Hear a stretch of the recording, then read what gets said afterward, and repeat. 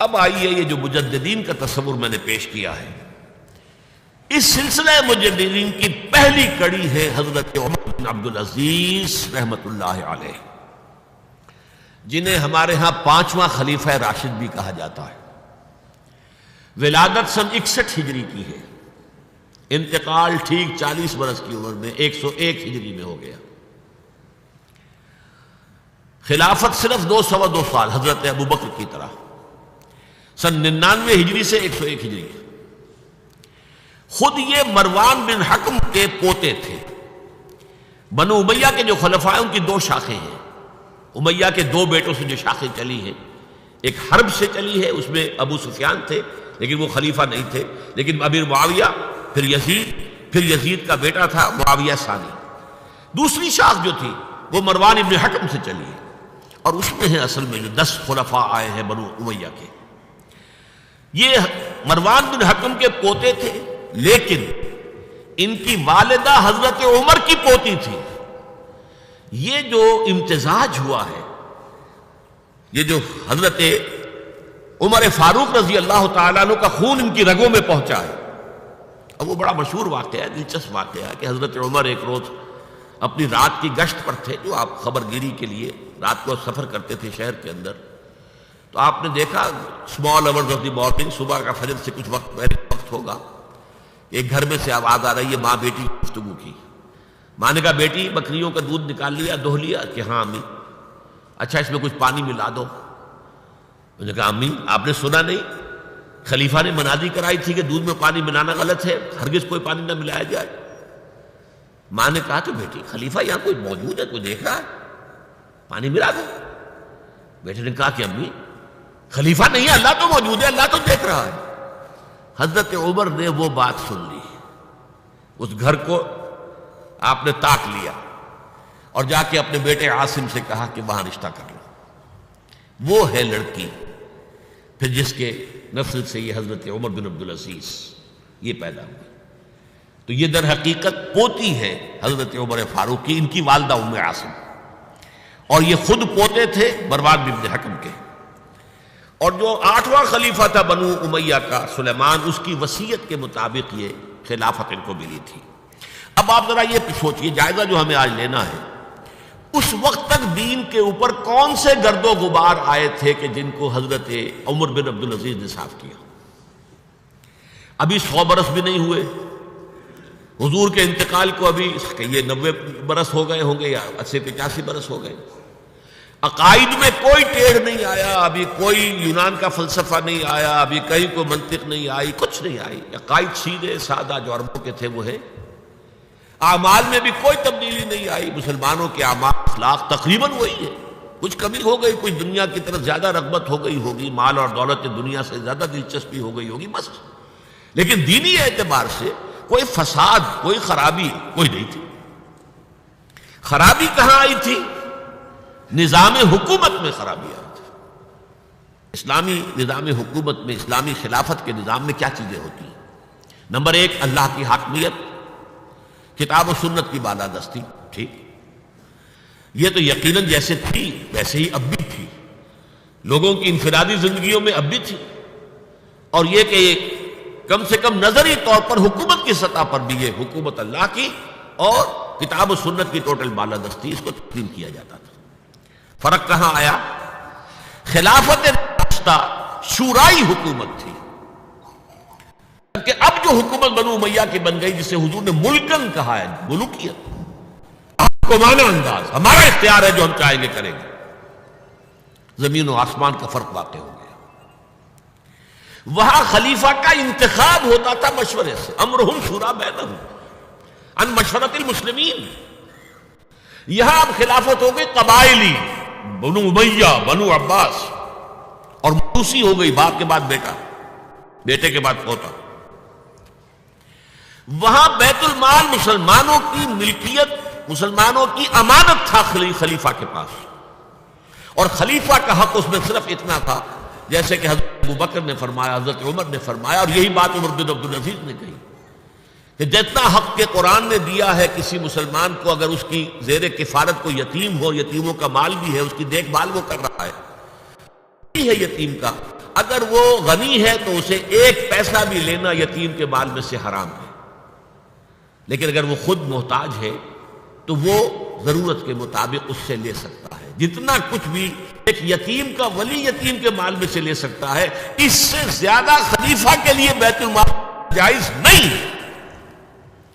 یہ معاملہ تھا ابو بکر صدیق کا، عمر فاروق کا، عثمان غنی کا، علی مرتضیٰ کا رضی اللہ تعالیٰ عنہ اجمعین۔ لیکن اب آ کر دور بنو امیہ میں یہ جو خزانہ تھا یہ ذاتی ملکیت بن گیا، جس کی بنا پر عیش و عشرت بھی ہوئی، اور داد و دہش، جس کو چاہا جو چاہا دے دیا، جس کو چاہا اشرفیاں بخش دی، جس کو چاہا جو ہے نواز دیا، جس کی چاہا وفاداری خرید کے لیے خزانے میں سے بیت المال میں سے پیسہ خرچ کر دیا۔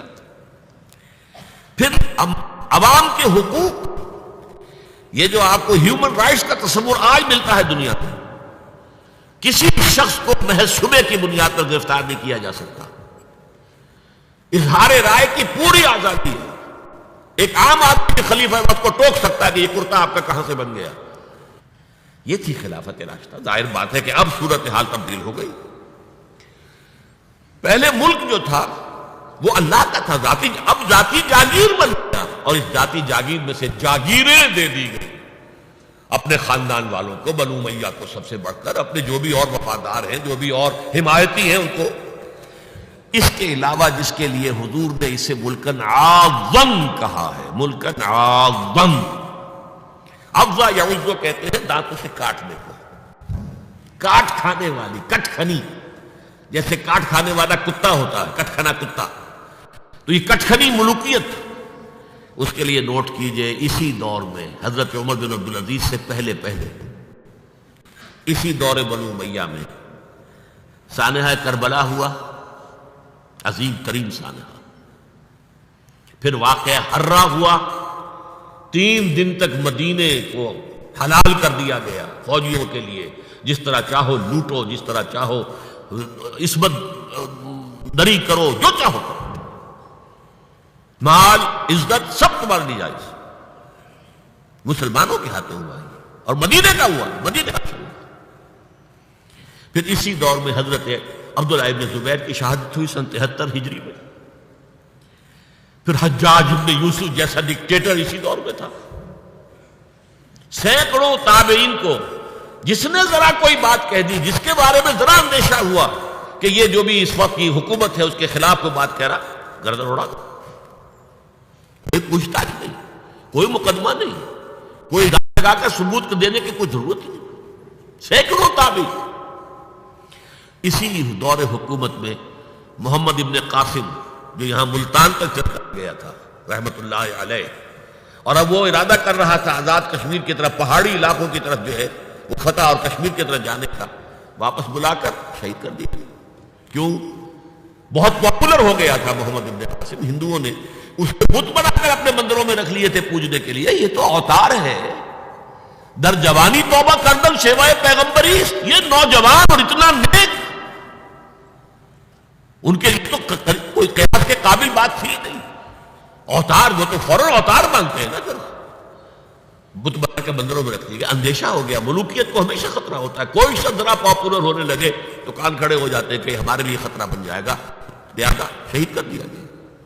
موسیٰ ابن نصیر کے ساتھ یہی ہوا، جن کے ایک جرنیل طارق بن زیاد نے عثمانیہ فتح کیا، بوڑھے جرنیل کو بلا کر سارا دن دھوپ میں کھڑا رکھا گیا ہے، یہاں تک کہ وہ بے ہوش گرا ہے، حالانکہ اس کی وجہ سے شمالی افریقہ کے بڑے علاقے فتح ہوئے، اور انہی کے جرنیل تھے طارق بن زیاد۔ یہ ہے وہ کاٹ کھانے والی صفت جو ہے ملوکیت کی، ملکن عاضا۔ حضرت عمر بن عبدالعزیز نے کیا کیا؟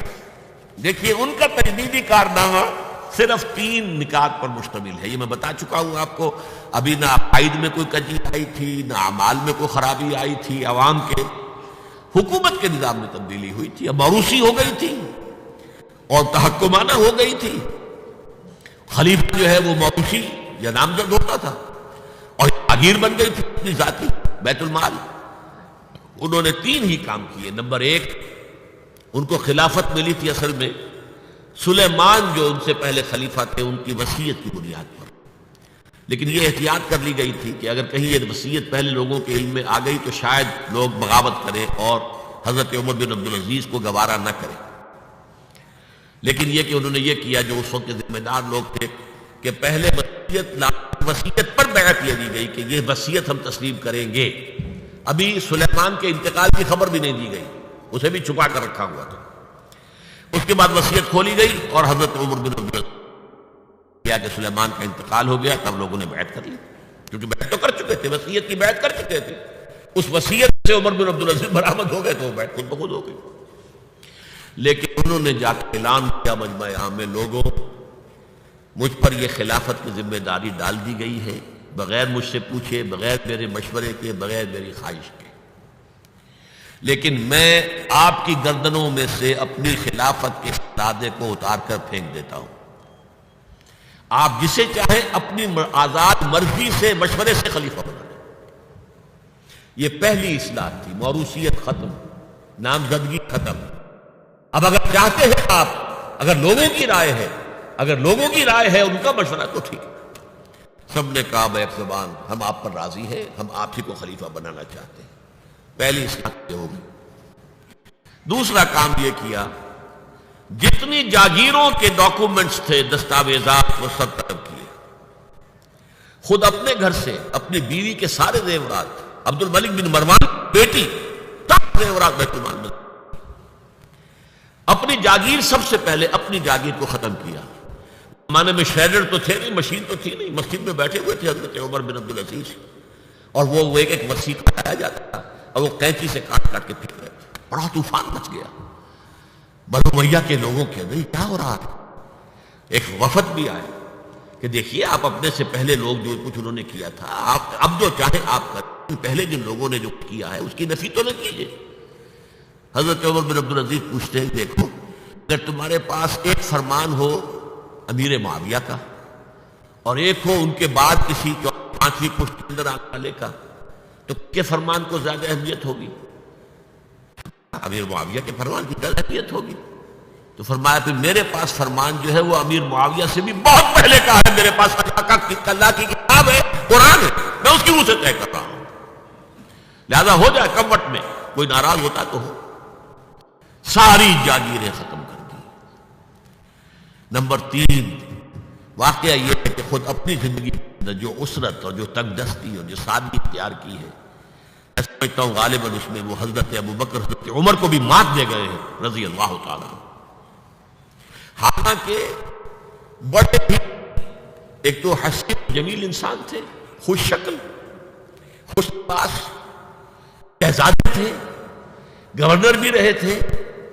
پھر ان کے والد جو ہے طویل اور مصر کے گورنر تھے، وہاں پرورش ہوئی تھی گورنر کے بیٹے کی حیثیت سے. اعلیٰ لباس پہنتے تھے، خوشبو کے اندر اس طریقے سے بسا ہوا کہ جہاں سے گزر گئے ہیں پورا راستہ معطر ہو جاتا تھا.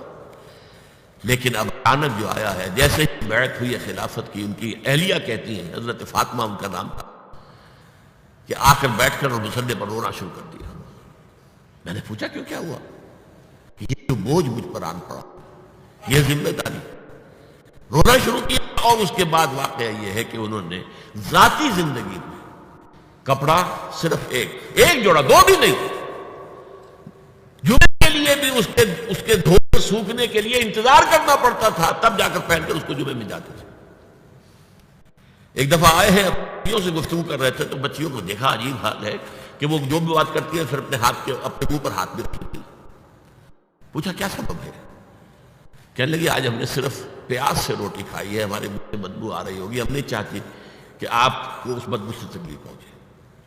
حضرت عمر رونے لگے، لیکن کہا کہ میری بیٹیوں کیا تم یہ پسند کرو گی کہ تمہیں دنیا کی نعمتیں ملے اور عیش ہو اور تمہارا باپ جہنم میں جائے؟ ان بچیوں نے بھی رونا شروع کر دیا. سارے زیورات ختم، اپنی جاگیر ختم. وہ آپ کو پتہ ہی ہوں گے آج کیا چراغ بھی ہے، رات کو سرکاری کام کر رہے ہیں تو وہ جو بیت المال کے تیل سے جو جلنے والا چراغ ہے وہ روشن ہے. خادم نے آ کر کو گھریلو بات کرنی چاہیے تو چراغ گل کر دو پھر بات کرو. ذاتی بات ہو رہی ہو تو سرکاری جو تیل کا چراغ ہے وہ نہیں جلے گا. میں یہ سمجھتا ہوں، میں علی وجہ البصیرت کہہ رہا ہوں کہ میرے نزدیک تو اس قدر شاید باریک بینی کی باتیں جو ہے میرے علم میں نہیں ہے کہ حضرت ابو بکر اور حضرت عمر، اور پھر یہ کہ وہاں کوئی ایسا کنٹراسٹ سائملٹینیس کنٹراسٹ نہیں تھا، اس لیے کہ حضور کے ساتھ جد و جہد کرتے ہوئے ان کی زندگیوں میں پہلے بھی فقر اور ساری فقر کی کیفیات تھی. یہاں تو اچانک ہوا ہے کہ اس سے پہلے ایک بہت خوش باش، خوش شکل، بہت ہی ہر طرح کے ناز و نعم کے اندر پلا ہوا انسان شہزادہ اچانک آیا ہے تو زندگی کے اندر انقلاب آ گیا. یہ ہے خلیفہ اول، خلیفہ خامس ان کو کہا جاتا ہے، خلافت راشدہ میں شامل کیا جاتا ہے، اور یہ ہے سلسلہ تجدید خلافت کی پہلی کڑی، اور اس کو ہم کہیں گے تجدید کامل تھی، کیونکہ ابھی خرابی آئی ہی صرف نظام حکومت میں تھی، اسی کو آپ نے درست کر دی.